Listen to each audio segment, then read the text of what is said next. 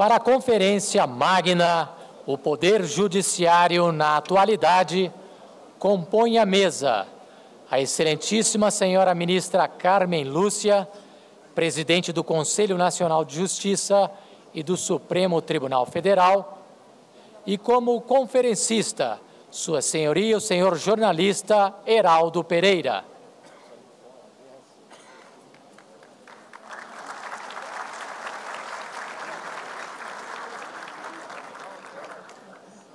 Senhoras e senhores, o conferencista que inicia os nossos trabalhos apresentando, portanto, uma visão da sociedade sobre o Poder Judiciário, algo de que nós tantos precisamos para pensar, uma vez que o Poder Judiciário existe exatamente para a sociedade. Heraldo Pereira é um querido amigo que acedeu prontamente ao convite que foi formulado e deixando outras atividades, jornalista importante que é, com uma imbricação muito estreita, cada vez mais estreita, com o sistema de justiça, com o direito, com o Poder Judiciário, abriu mão de outras atividades para que pudesse, hoje, aqui estar presente para esta apresentação. Eu agradeço ao Heraldo Pereira por este espaço aberto. É como eu disse, um profissional que tem não apenas as qualidades inerentes ao jornalismo, mas alguém que tem uma visão de mundo que pode nos ajudar cada vez mais a aprendermos a nos abrir e a aprender com aqueles que falam de nós porque recebem de nós as informações. Muito obrigada, doutor Heraldo Pereira, e tem a palavra para a sua conferência. Muito obrigado, ministra Carmen. É um prazer estar com a senhora, com os demais ministros das nossas Cortes de Justiça, com os magistrados, com as magistradas.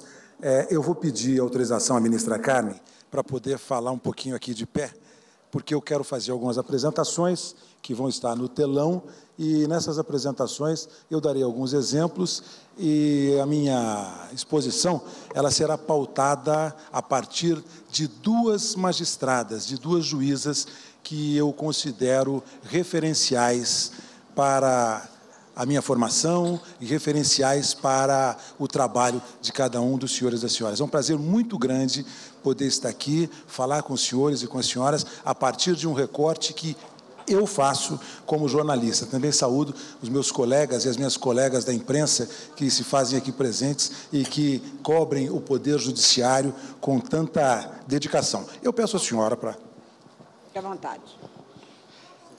Não, obrigado. Duas magistradas. Eu começo com uma e termino com outra.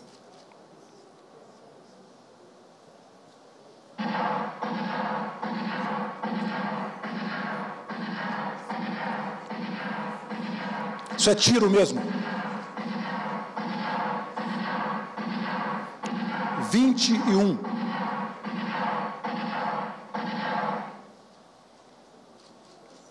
Tiros mataram a juíza Patrícia Acioli, no Rio de Janeiro. Uma emboscada. Nós da imprensa acompanhamos, os senhores magistrados e as senhoras magistradas também acompanharam. Foi um crime que chocou o país, que chocou a magistratura, que chocou a cidadania brasileira. Nós sabemos das dificuldades que cada um dos senhores e das senhoras tem na base, no piso da jurisdição. A juíza foi morta numa emboscada porque estava fazendo um trabalho de enfrentamento ao crime organizado no Rio de Janeiro.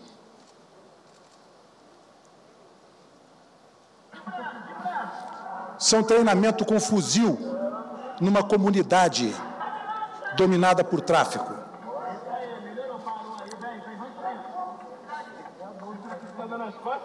Tá maluco? Já cai de novo. Evidentemente filmado.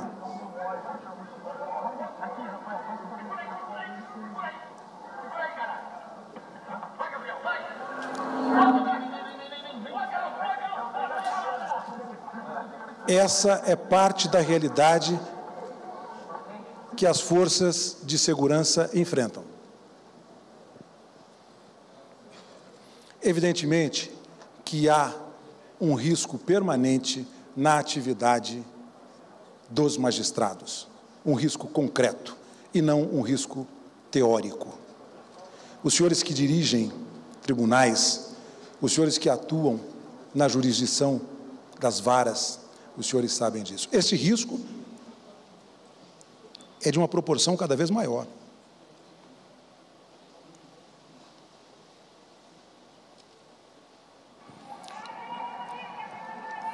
Rio de Janeiro, começo do ano, arrastão em Copacabana.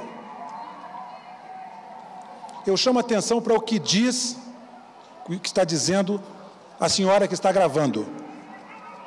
Está acontecendo agora na Nossa Senhora de Copacabana, esquina com a Prado Júnior. Eles estão saindo do ônibus igual formigueiros. Gente, olha isso. Estamos mesmo sem autoridade, acabou, não tem lei, não tem nada. Olha isso, gente. Um horário desse.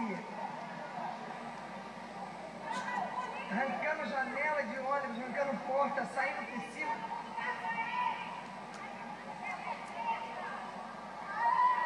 Apareceu um polícia sozinho. Sozinho, cadê o resto, gente? Essa gente tem que morrer, essa gente não vale nada, olha isso. Olha isso.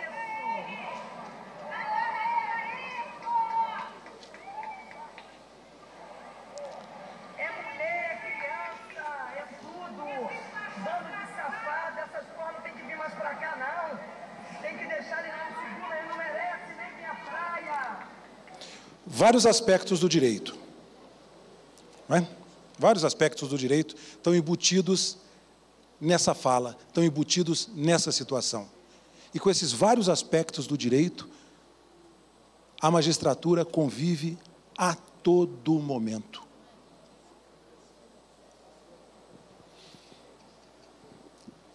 Os senhores e as senhoras estão diante de desafios imensos. De um lado, a realidade da estrutura, os dados que a ministra Carmen acabou de passar, as mudanças, que os senhores estão aqui para fazer um planejamento do que virá, para fazer um planejamento para o ano que vem, para cobrar o que foi executado nesse ano. Então, os senhores têm imensos desafios. Entre eles, o desafio da pressão social também. Então, tem a pressão da violência, a que os senhores e as senhoras estão submetidos, e tem também a pressão da sociedade, porque em vários momentos a sociedade quer da magistratura uma resposta que provavelmente a magistratura não tem como dar, a partir disso que a gente viu aqui. Fatos sociais, a vida cotidiana. A ministra Carmen abriu essa solenidade com o lamentável acidente, fatalidade de uma juíza que ia para o trabalho em São Paulo hoje, que faleceu, dirigindo o seu próprio carro, como tantos dos senhores, inclusive a presidente do Conselho Nacional de Justiça e do Supremo Tribunal dirige o próprio carro. A pressão de todo lado na vida dos senhores e das senhoras.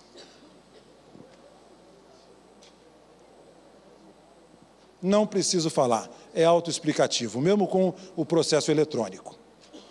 Não é?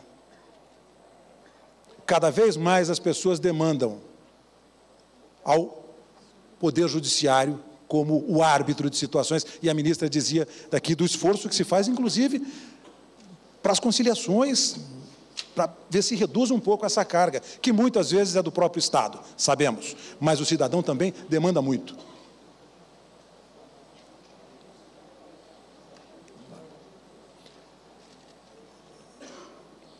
Nós, jornalistas, fazemos uma cobertura, eu tenho colegas que estão aqui e que têm uma formação prática em relação ao direito, que é uma formação prática muito importante. O nosso decano no Supremo Tribunal Federal, Luiz Orlando Carneiro, ele era advogado, e migrou para o jornalismo, e muitos dos nossos valorosos jornalistas de antigamente, eles começavam no direito e migravam depois para o jornalismo. Mas nós também, jornalistas, por conta das pressões, por conta da realidade que envolve o agente da magistratura, por conta da realidade dos fatos sociais, por conta da pressão, nós também somos um fator de atenção e de pressão em relação ao trabalho da magistratura. Nós sabemos disso. Afinal de contas, hoje, os julgamentos da Suprema Corte são transmitidos ao vivo. Nós acompanhamos tudo. Às vezes, parece que o sistema, eu estou dizendo o sistema, tá, gente? Acaba ficando mais ou menos assim, ó. Fatos da criminalidade, o trabalho de cada um dos senhores, a falta de recursos, a demanda por atividades, a pressão social e a pressão da mídia. Parece que o sistema entra em parafuso, às vezes. E parece que o sistema vai tentando caminhar dessa maneira.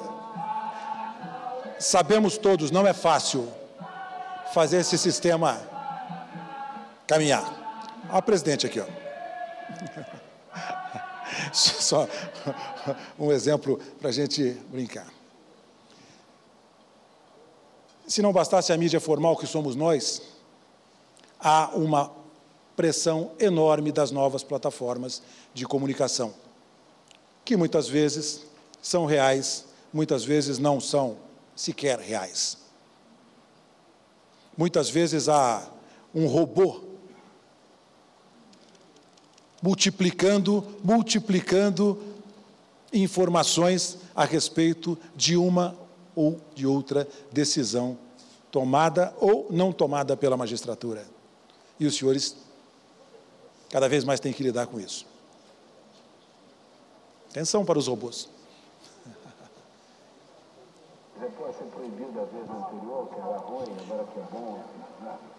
Isso tudo faz com que o episódio da parabólica do ministro Rubens Recupero seja, diante das possibilidades que se tem hoje, uma situação hiper singela. Os senhores não estão mais expostos à parabólica, os senhores estão expostos a uma multiplicidade de câmeras, de olhares, na atuação e fora da atuação, principalmente. A vida está ficando cada vez mais complexa. São enormes os riscos que os senhores passam a enfrentar e que os juízes que estão na ponta do sistema passam a enfrentar. São enormes, enormes. Parece mais ou menos isso aí, ó. Tem que ter jogo de cintura. Não pense que está tudo bem na sua sala, porque pode não estar bem. Espero que não, mas a sua secretária pode estar fazendo alguma bobagem lá. Ou o sujeito da entrada do prédio, do fórum, pode estar fazendo alguma bobagem. Você tem que ter cada vez mais um jogo de cintura. Eu acho que poucas atividades, poucas profissões demandam tamanho jogo de cintura, né? Tratar de medicina, de energia nuclear, espancamento, é mais ou menos isso. Você pensa que a vida está toda tranquila, não está, não. É bom quando se sabe disso, né? É bom saber disso.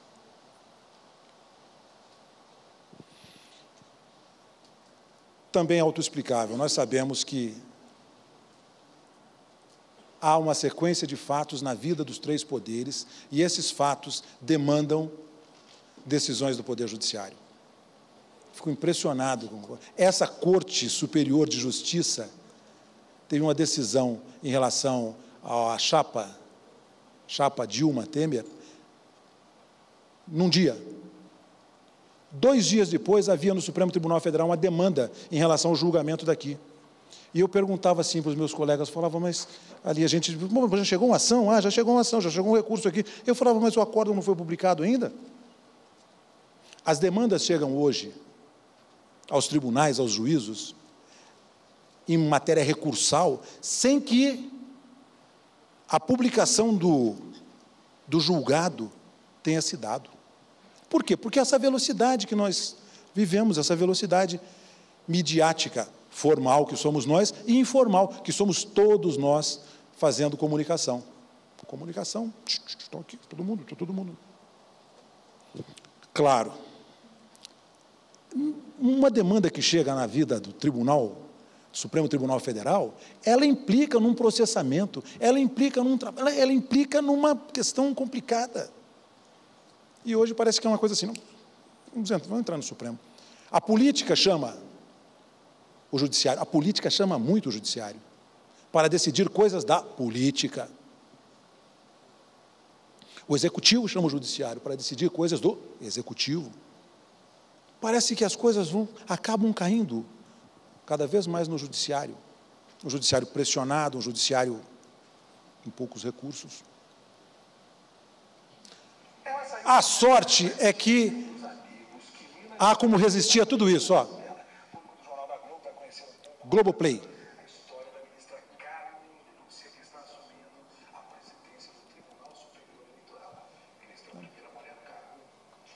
Graças a Deus, mas há outras mulheres em outros cargos, já houve até a presidência do Supremo Tribunal Federal, e a sociedade avança sempre com a igualdade de direitos para todos que um dia não tiveram os cargos e agora ocupam.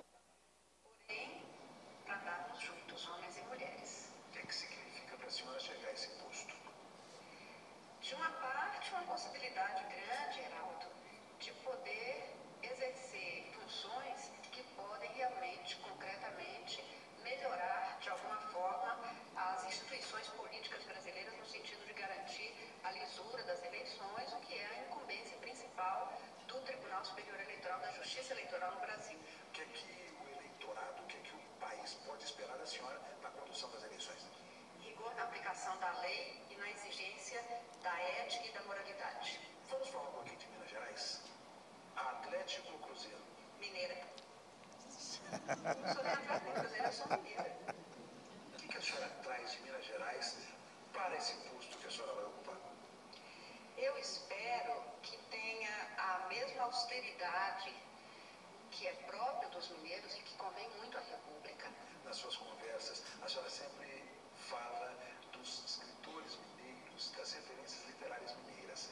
O que é que marca a senhora na literatura? O que me marca é ainda a literatura oral do povo das Gerais, que Guimarães Rosa verbalizou tão bem, mas principalmente que ainda se mantém viva, quer na tradição, quer nas cantigas.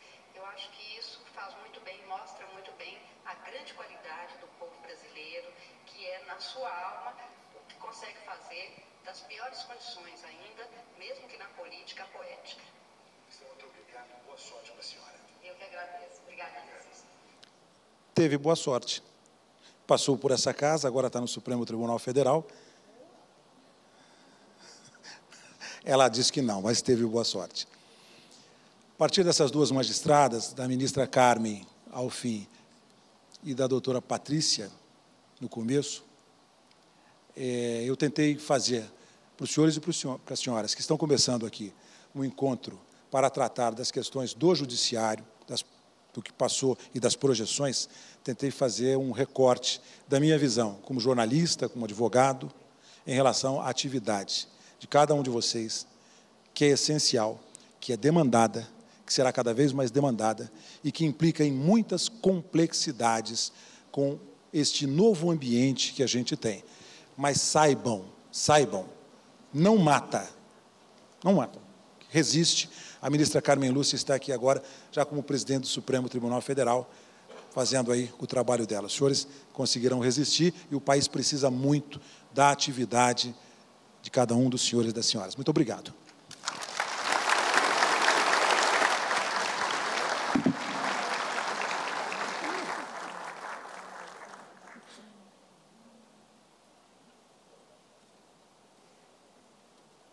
agradecendo a brilhante conferência do Heraldo Pereira, como advogado, como jornalista, como ele disse. Claro que a parte final é o amigo falando, mas, de toda sorte, é uma honra ter jornalistas e ter uma imprensa brasileira que garante sempre a possibilidade de nós estarmos em confronto conosco mesmo, nos enfrentando e fazendo destas críticas e das críticas que se apresentem a possibilidade de melhoria e de aperfeiçoamento das instituições.